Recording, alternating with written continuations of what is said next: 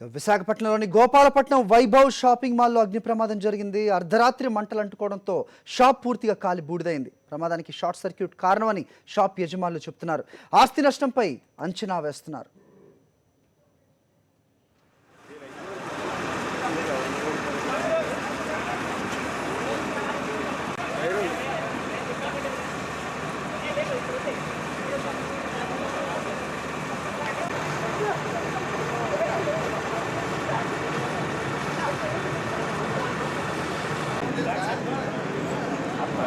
పూర్తి వివరాలు మా కరెస్పాండెంట్ వెంకట్ అడిగి తెలుసుకుందాం. వెంకట్, చెప్పండి, షార్ట్ సర్క్యూటే కారణమా, మరి ఇతర కారణాలనే చెప్తున్నారా? ఆస్తి నష్టం ఏ మేరకు ఉండొచ్చు? అరే, ఇది అర్ధరాత్రి చోటు చేసుకుంది అగ్ని ప్రమాదం. వైభవ్ ఈ క్లాత్ షోరూమ్ ఇది. దీంట్లో గార్మెంట్స్ అమ్ముతారు. మొత్తం ఈ సంఘటన చోటు చేసుకున్న అనంతరం పూర్తిగా ఆ షాప్ లో మొత్తం సరుకంతా కూడా అగ్నికి ఆహుతైంది. ప్రధానంగా చూసుకున్నట్లయితే 50 లక్షల వరకు కూడా ఆస్తి నష్టం జరిగిందని అంచనా వేస్తున్నారు.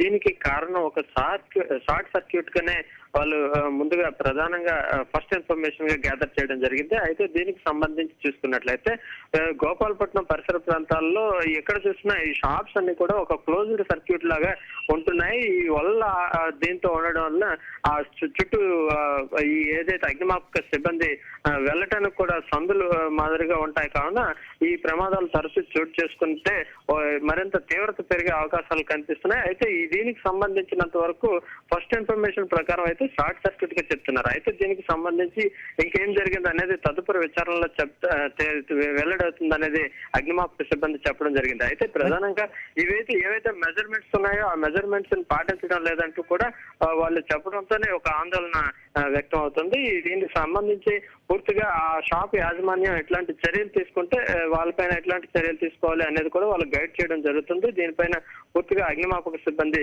నిమగ్నమయ్యారు. హరి, వెంకట్, విజువల్స్ లో చూస్తున్నాం, చుట్టుపక్కల కూడా షాపులు చాలా దగ్గరగా ఉన్నాయి. ఇది షాపింగ్ మాల్ అని చెప్తున్నారు.